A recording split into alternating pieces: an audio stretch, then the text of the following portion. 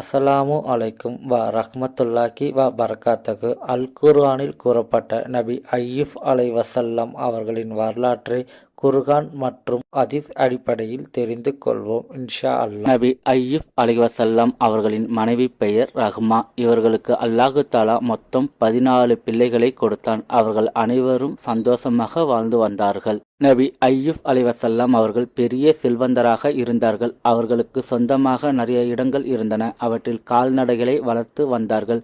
இதற்கு அல்லாஹ்வுக்கு அவர்கள் நன்றி செலுத்தினார்கள். அய்யூப் அலைவசல்லம் அவர்கள் பெரிதும் ஏழைகளை விரும்புவார்கள். அவர்களுக்கு உணவு உடை கொடுத்து மகிழ்வார்கள். அவ்வளவு நற்குணங்கள் உடையவர்கள் தான் அய்யூப் அலைவசல்லம் அவர்கள். மேலும் அய்யூப் அலைவசல்லம் அவர்கள் ஆதரவற்ற ஏழைகளை அழைத்து அவர்களுடன் உணவு சாப்பிடுவார்கள். ஒரு நாள் வானவர்கள் அய்யூப் அலைவசல்லம் அவர்களின் நற்குணங்களை பற்றி பேசிக் கொண்டிருந்தார்கள். அய்யூப் அலைவசல்லம் அவர்களின் இறையச்சம், நற்குணங்கள் மற்றும் அல்லாஹ்வின் நல்லடியார்களில் ஒரு சிறந்த நல்லடியார் என்று பேசிக் கொண்டிருந்தார்கள். இதை அனைத்தையும் கேட்டுக்கொண்டிருந்த ஷைத்தான் அய்யூப் அலைவசல்லம் அவர்களை வழிகெடுக்க வேண்டும் என்று முடிவு செய்தான். அய்யூப் அலைவசல்லம் அவர்களை வழிகெடுக்க வேண்டும் என்று ஷைத்தான் எவ்வளவோ முயற்சி செய்து கொண்டிருக்கின்றான். ஆனால் அவனுடைய முயற்சிகள் அனைத்தும் தோல்வியடைந்தது.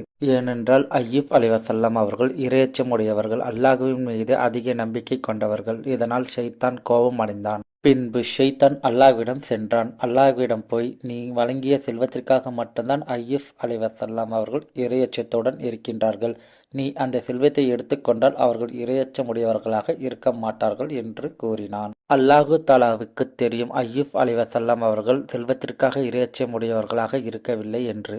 எனவே அல்லாஹு தாலா அய்யூப் அலைவசல்லம் அவர்கள் செல்வத்திற்காக மட்டும் இறையச்சத்துடன் இருக்கவில்லை என்று ஷைத்தானுக்கு காட்டுவதற்காக அய்யூப் அலைவசல்லம் அவர்களுக்கு சோதனைகளை ஏற்படுத்தினான். இதை கேட்டு ஷைத்தான் மகிழ்ச்சி அடைந்தான். எனவே அல்லாஹு தாலா அய்யூப் அலைவசல்லம் அவர்களின் செல்வத்தை பறிக்க ஆரம்பித்தான். அவர்களுடைய நிலம், கால்நடைகள் என அனைத்தையும் அல்லாஹு தாலா கொஞ்சம் கொஞ்சமாக பறித்தான். அந்த நேரத்தில் ஷைத்தான் ஒரு முதியவர் போல் வேடம் அணிந்து வந்து அய்யூப் அலைவசல்லம் அவர்களிடம் கூறினான், உங்கள் செல்வங்கள் அனைத்தும் அழிந்து போய்விட்டன.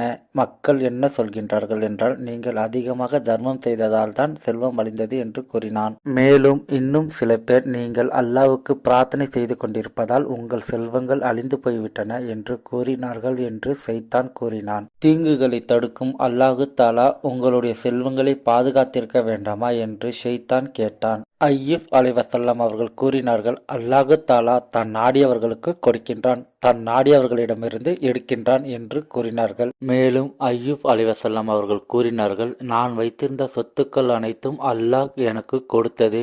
என் சொத்துக்களை அல்லாஹ் எடுப்பதற்கு எல்லா உரிமைகளும் உண்டு என்று கூறி அல்லாஹ்வை புகழ்ந்து கொண்டிருந்தார்கள். ஷைத்தான் பெரும் கோபமடைந்தான். பின்பு அல்லாஹ்விடம் சென்றான். அய்யூப் அலைவசல்லம் அவர்களுடைய அனைத்து சொத்துக்களையும் எடுத்துவிட்டேன், ஆனால் அவருடைய ஏமாற்றத்தை அவர் மறைக்கின்றார் என்று ஷைத்தான் கூறினான். பெற்றோர்களின் உண்மையான சொத்தே அவர்களுடைய பிள்ளைகள்தான். எனவே அவர்களுடைய பிள்ளைகளை வைத்து நீ சோதித்தால் அய்யூப் அலைவசல்லம் அவர்களின் விசுவாசத்தை நீ பார்க்கலாம் என்று ஷைத்தான் கூறினான். சோதனைகள் எவ்வளவு கொடுத்தாலும் அய்யூப் அலைவசல்லம் அவர்கள் அல்லாஹ்வின் மீது வைத்துள்ள நம்பிக்கையும் அல்லாஹ்வின் மீது வைத்துள்ள இறையச்சமும் குறையாது என்பது அல்லாஹ்வுக்கு தெரியும். அதை ஷைத்தானிடம் கூறிவிட்டு மீண்டும் அய்யூப் அலைவசல்லம் அவர்களை சோதிக்க அல்லாஹு தாலா ஒப்புக்கொண்டான். அய்யூப் அலைவசல்லம் அவர்களின் பிள்ளைகள் இருந்த வீட்டை இடித்து விட்டான். அய்யூப் அலைவசல்லம் அவர்களின் பிள்ளைகள் 14 பேரும் இறந்து விட்டார்கள். பின்பு ஷைத்தான் பழையபடி முதியவர் போல் வந்து அய்யூப் அலைவசல்லம் அவர்களிடம், உங்கள் குழந்தைகள் 14 பேரும் இறந்து விட்டார்கள். நீங்கள் கேட்ட துவாவை அல்லாஹ் செவியேற்கவில்லை.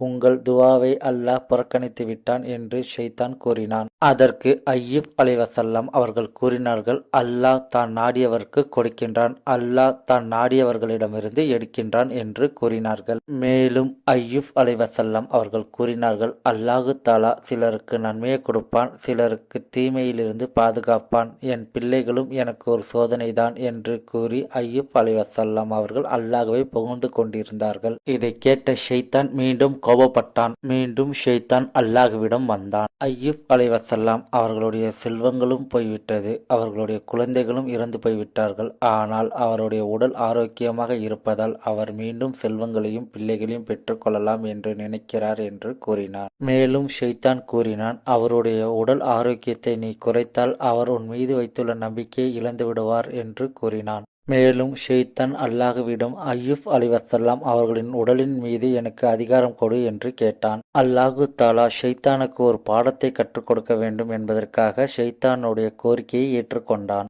அல்லாஹு தஆலா ஷைத்தானிடம் அவருடைய உடலுக்குத்தான் உனக்கு நான் அனுமதி தருகின்றேன், அவருடைய உயிருக்கு கிடையாது என்று கூறினான். இதை கேட்ட ஷைத்தான் பெரும் மகிழ்ச்சி அடைகின்றான். அடுத்த சில நிமிடங்களில் அய்யூப் அலைஹிஸ்ஸலாம் அவர்களுடைய உடல்நிலை ரொம்ப மோசமாய் போனது. மேலும் அந்த நோயினால் அவர்கள் ரொம்ப கஷ்டப்பட்டார்கள். ஆனால் அல்லாஹ்வின் மீது உள்ள நம்பிக்கையும் இறையச்சமும் அவருக்கு குறையவில்லை. அந்த நோயை பெரிதாக எடுத்துக்கொள்ளவில்லை. ஆனால் அல்லாஹ்வின் மீது உள்ள நம்பிக்கையின் காரணமாக அல்லாஹ்வை புகழ்ந்து கொண்டே இருந்தார்கள். மேலும் அந்த ஊரில் உள்ள மக்கள் அய்யூப் அலைஹிஸ்ஸலாம் அவர்கள் நல்லவராக இருந்திருந்தால் அல்லாஹ் அவருக்கு நோயை கொடுத்திருக்க மாட்டான் என்று கூறினார்கள். மேலும் அய்யூப் அலைஹிஸ்ஸலாம் அவர்களை அவர்களுடைய உறவினர்கள் மற்றும் நண்பர்கள் மற்றும் அவர்கள் நேசித்த அனைவரும் அவர்களை கைவிட்டார்கள். ஆனால் அவர்கள் மனைவியை தவிர. இந்த நிலையில் அவர்களுக்கு சொத்தோ பணமோ கிடையாது. எனவே அய்யூப் அலைஹிஸ்ஸலாம் அவர்களுடைய மனைவி வேலை செய்து வருமானம் பெற்று தன் கணவனை பார்த்து கொண்டு அவருக்கு உறுதுணையாக இருந்து வந்தார்கள். அய்யூப் அலைஹிஸ்ஸலாம் அவர்கள் அல்லாஹ்விடம் பிரார்த்தனை செய்தார்கள். இந்த நோயின் துன்பத்தையும் வலியையும் தாங்கும் அளவுக்கு எனக்கு பொறுமையை கொடு என்று அல்லாஹ்விடம் துஆ செய்து கொண்டிருந்தார்கள். ஒரு நாள் ஷைத்தான் மனித உருவத்தில் வந்து அய்யூப் அலைஹிஸ்ஸலாம் அவர்களுடைய மனைவியிடத்தில் உன் கணவன் எங்கே என்று கேட்டான். இதோ என் கணவன் என்று காட்டி உடல்நிலை ரொம்ப பாதிக்கப்பட்ட அய்யூப் அலைஹிஸ்ஸலாம் அவர்களை காட்டினார்கள். ஷைத்தான் கூறினான், இவருடைய வாழ்க்கைக்கும் மரணத்திற்கும் இடையே நிற்கிறார் என்று. அவர்களுடைய செல்வம் மற்றும் குழந்தைகள் என்ற அவருடைய சந்தோஷமான வாழ்க்கையை அனைத்தையும் ஷைத்தான் நினைவுபடுத்துகின்றான். அய்யூப் அலைஹிஸ்ஸலாம் அவர்களுடைய மனைவியின் மனதை ஷைத்தான் குழப்புகின்றான். அய்யூப் அலைஹிஸ்ஸலாம் அவர்களுடைய மனைவி அய்யூப் அலைஹிஸ்ஸலாம் அவர்களிடம் வந்து உங்கள் நோயை குணமாக்கும்படி அல்லாஹ்விடம் கேளுங்கள் என்று கூறினார்கள். அதற்கு அய்யூப் அலைஹிஸ்ஸலாம் அவர்கள் உங்கள் மனதை ஷைத்தான் கெடுத்துவிட்டான் என்று கூறினார்கள். மேலும் நான் எவ்வளவு காலம் செல்வத்தையும் உடல் ஆரோக்கியத்தையும் பெற்றிருந்தேன் என்று கூறுங்கள் என்று அய்யூப் அலைஹிஸ்ஸலாம் அவர்கள் கேட்டார்கள். அதற்கு அய்யூப் அலைஹிஸ்ஸலாம் அவர்களுடைய மனைவி 70 ஆண்டுகள் என்று கூறினார்கள். மேலும் அய்யூப் அலைஹிஸ்ஸலாம் அவர்கள் கேட்டார்கள், இந்த நோயினால் நான் எத்தனை வருடங்கள் கஷ்டப்படுகின்றேன் என்று. அதற்கு அய்யூப் அலைஹிஸ்ஸலாம் அவர்களுடைய மனைவி சொன்னார்கள் 7 வருடங்கள் என்று. அய்யூப் அலைஹிஸ்ஸலாம் அவர்கள் கூறினார்கள், நான் அல்லாஹ்விடம் என் நோயை குணப்படுத்தும்படி கேட்க வெட்கப்படுகின்றேன். ஏனென்றால் அல்லாஹு தஆலா எனக்கு சந்தோஷத்தை அதிக நாள் கொடுத்திருக்கின்றான், நோயை கொஞ்ச நாள் தான் கொடுத்திருக்கின்றான் என்று கூறினார்கள். மேலும் அய்யூப் அலைஹிஸ்ஸலாம் அவர்கள் கூறினார்கள் அவர்களது மனைவியிடம், உங்களுக்கு இறைவன் மீது உள்ள நம்பிக்கை இழந்துவிட்டது, மேலும் அவன் மீது உள்ள இறையச்சமும் குறைந்துவிட்டது. எனவே எனக்கு நோய் சரியாகிவிட்டால் உங்களை என் கரத்தால் தண்டிப்பேன் என்று கூறினார்கள். அய்யூப் அலைஹிஸ்ஸலாம் அவர்கள் கூறினார்கள், இன்னிலிருந்து உங்களிடம் நான் எதையும் வாங்கி சாப்பிட மாட்டேன், குடிக்கவும் மாட்டேன்.